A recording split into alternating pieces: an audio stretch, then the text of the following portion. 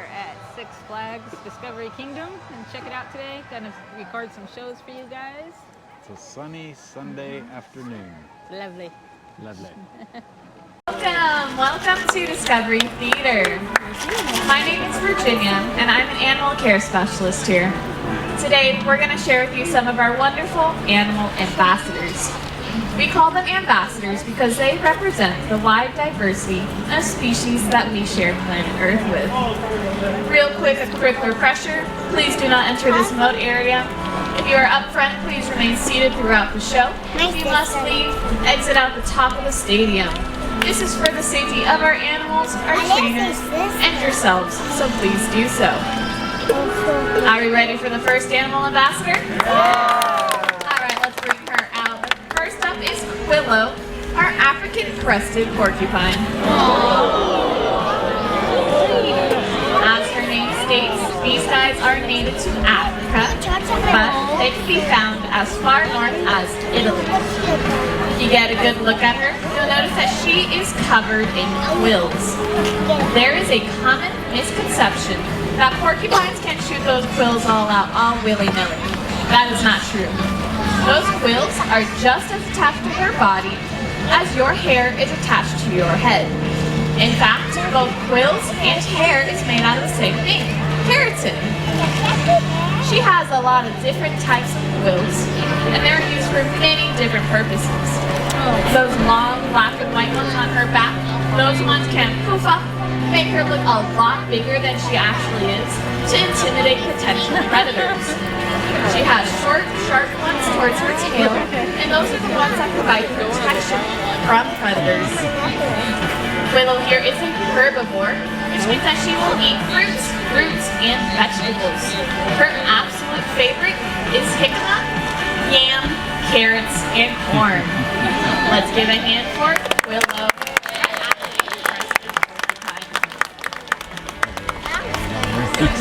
Alright, for our next animal ambassador, we'll be staying in Africa, but we're going to welcome out a large bird.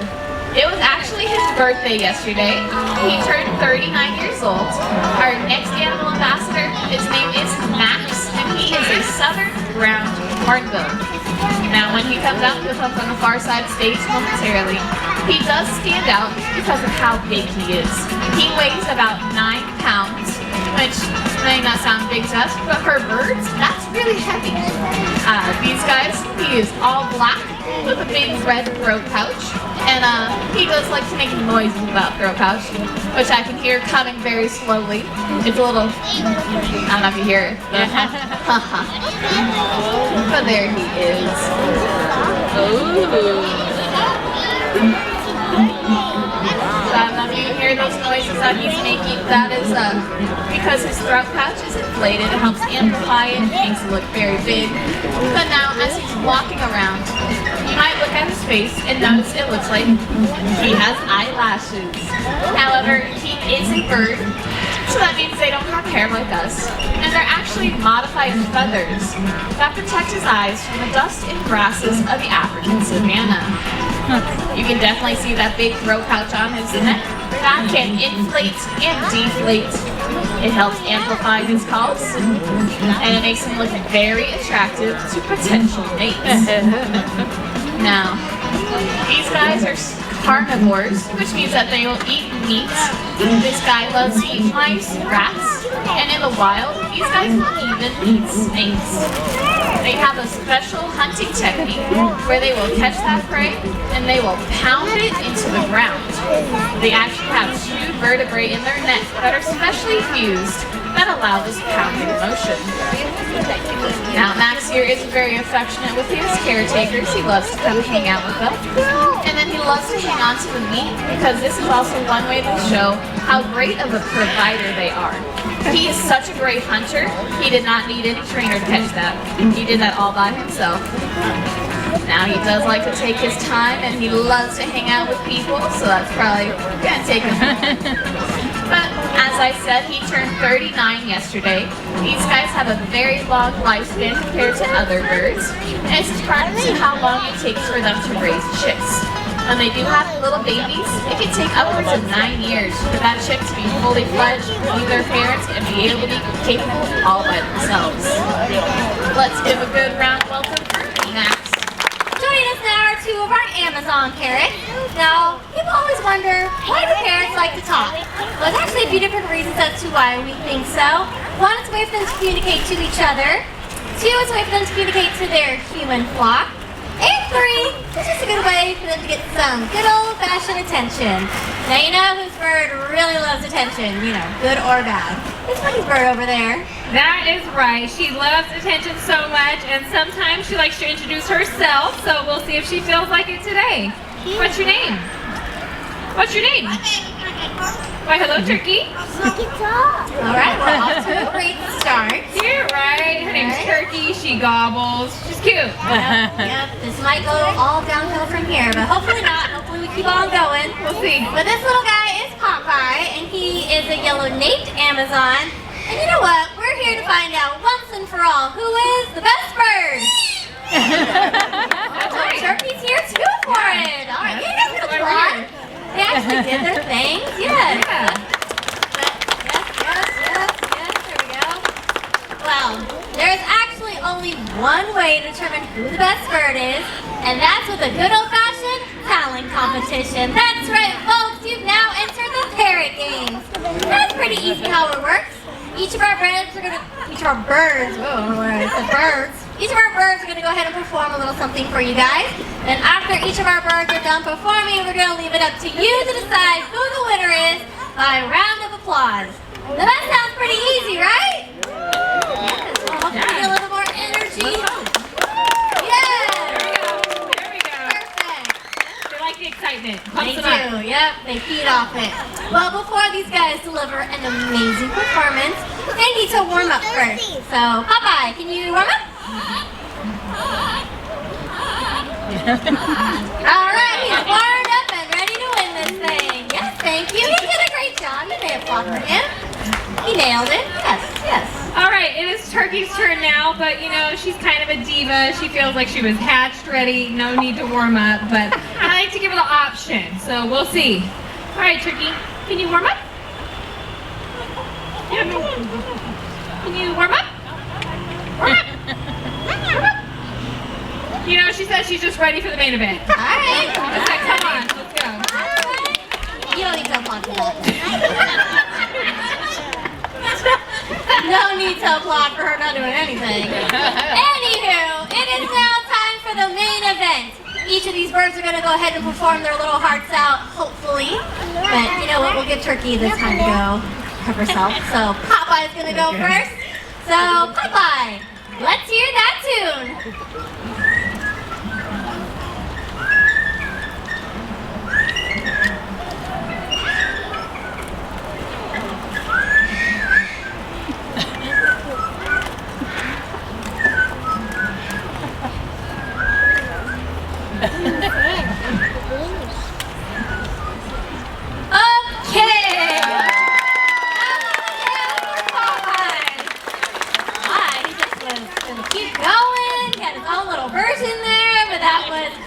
Version of the Andy Griffith theme show. Still his favorite show. It's a classic show for a classic guy like Popeye here. Wow, he's really an artist. Just really made it his own, you know? He was still on the music. You know, he just got lost in it. Yeah. All right, well, Turkey, it is time for you to shine. Prepare to be amazed if she does her job. Like I said, she's a diva and sometimes she's not feeling it. All right, Turkey, are you ready? Okay. All right. Are you ready? You're not ready. Well, you know, she's multi-talented. She sings a little song typically, but looks like she's not really in the mood to sing today. It's fine. It's kind of warm out here, you know. Sometimes she likes to do animal noises. Can you do it? Can you look like you care at the moment? Can you do an angry kitty? Cat, but an angry kitty. Yes. Well, since we're doing animal noises, I mean, Popeye, he's not angry, but he also does like to do a nice old cat. Yes. Yeah. He can do it Oh, he can do animal noises. He does not.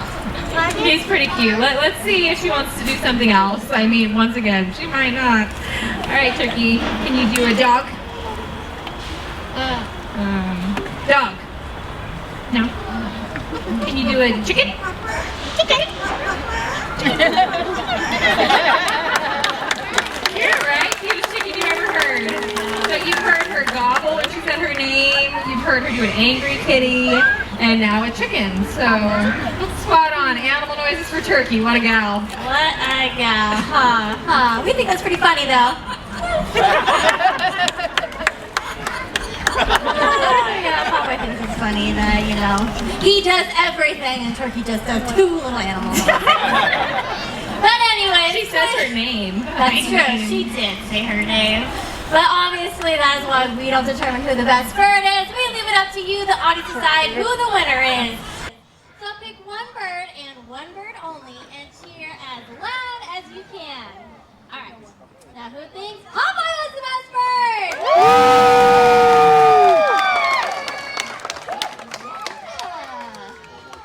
That was pretty good. That was pretty good. Uh-oh. You might be in trouble unless they cheer real loud for you. Your animal noises were pretty cute. All right, who thinks Turkey did the best? Okay. Yeah. Okay. I mean, you guys were kind, but it clearly is Popeye is the winner. He is the winner.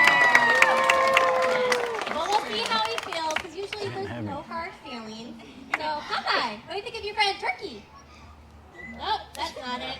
Well, anyways, he clearly doesn't care about her then today. Not So, today. Not today. it is now time for their favorite part of our presentation. And that's to say goodbye. That's right. All right, Turkey. Can you say goodbye? Bye. Say bye. See you later. Have another hand for Turkey and Popeye. I think those two did pretty good. Cool fact about those guys is that Turkey is 39 years old and Popeye is 45. So a pair of old birds we got there. Her name is Stella and she is a king vulture. As she moves around, you might notice that she has a bright orange data thing on top of her beak. That is called a caruncle. The bigger and brighter that caruncle is, the more successful the king vulture is. As a vulture, she is something called a scavenger, which means that she finds prey items that are already dead. This is very important for the environment because it helps clean up all that dead stuff, which helps prevent the spread of diseases. Let's give a hand for Stella, our king vulture. And again, because we love birds here at Discovery Theater, we're going to bring out another one for you guys. Our next animal ambassador is also a native of South America. We're going to welcome out Callie, our military macaw. Now, as she's moving around, you'll also see she has a lot of bright colors along her back. Those bright colors actually help her blend into her environment. These guys can be found in large flocks, so that bright colors blend in with each other to help it protect from predators.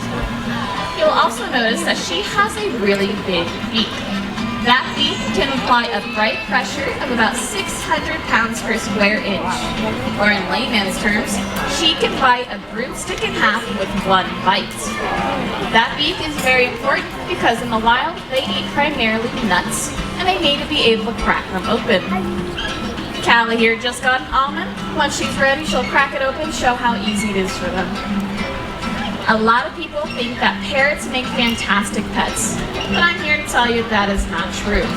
These guys are very loud, very destructive, and will most likely outlive you.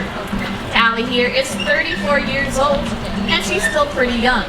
The average is about 50 years for a lifespan, but the oldest macaw lived to be about 120. And during that time, they had the mentality of a 2-year-old child.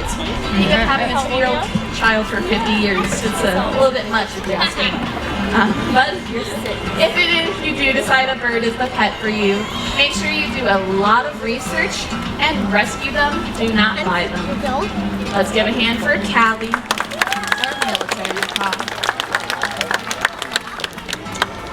Alright, for our next animal ambassador, we'll be turning to India. We're gonna welcome out the only true flying land mammal. What do you guys think that might be? A bat. You guys are correct. Our next animal ambassador, his name is Bacardi, and he is a giant Indian fruit bat.